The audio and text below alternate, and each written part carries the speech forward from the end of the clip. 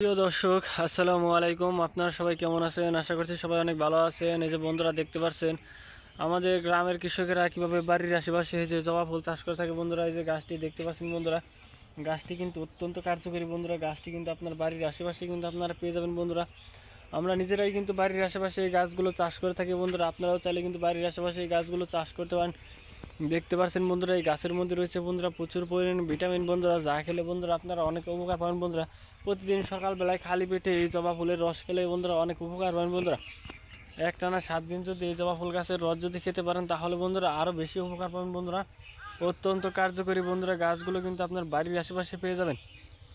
বন্ধুরা আমরা নিজেরাই কিন্তু এই জবা ফুল গাছগুলো চাষ করে থাকি। দেখতে পাচ্ছেন এই গাছটি কিন্তু নানান রকম কাজে লেগে থাকে। বন্ধুরা আপনারা কিন্তু খুবই সহজ উপায়ে কিন্তু চাইলে কিন্তু এই গাছগুলো কিন্তু আপনার বাড়ির আশেপাশে চাষ করতে পারেন। বন্ধুরা আমরা নিজেরাই চাষ করে থাকি। এই জবা ফুলের মধ্যে রয়েছে প্রচুর পরিমাণে ভিটামিন। বন্ধুরা যা খেলে বন্ধুরা আপনারা অনেক উপকার পাবেন। বন্ধুরা দেখতে পাচ্ছেন বন্ধুরা গাছটি, তো এই জবা ফুল গাছ দেখতে পাচ্ছেন বন্ধুরা, এই গাছের চারাগুলো আপনারা যদি রোপণ করেন তাহলে কিন্তু আপনাদের গাছে কিন্তু অনেক ফুল হবে। বন্ধুরা ফুলগুলো দেখতে কিন্তু খুবই সুন্দর। বন্ধুরা এই পাতার রস খাওয়া যায় বা এই ফুলের রস খেলে বন্ধুরা আপনারা অনেক উপকার পাবেন। বন্ধুরা আমাদের বাড়ির আশেপাশে এই গাছগুলো বন্ধুরা প্রচুর পরিমাণে রয়েছে। বন্ধুরা যদি এই যে দেখতে পাচ্ছেন বন্ধুরা আমরা আমাদের বাড়ির আশেপাশে এই গাছগুলো চাষ করে থাকি। যদি আমাদের ভিডিওটি ভালো লেগে থাকে তাহলে বন্ধুরা অবশ্যই আমাদের এই ভিডিওতে একটি লাইক করুন এবং কমেন্টে আপনাদের মতামত জানাবেন। ধন্যবাদ আপনাদের সবাইকে। আসসালামু আলাইকুম।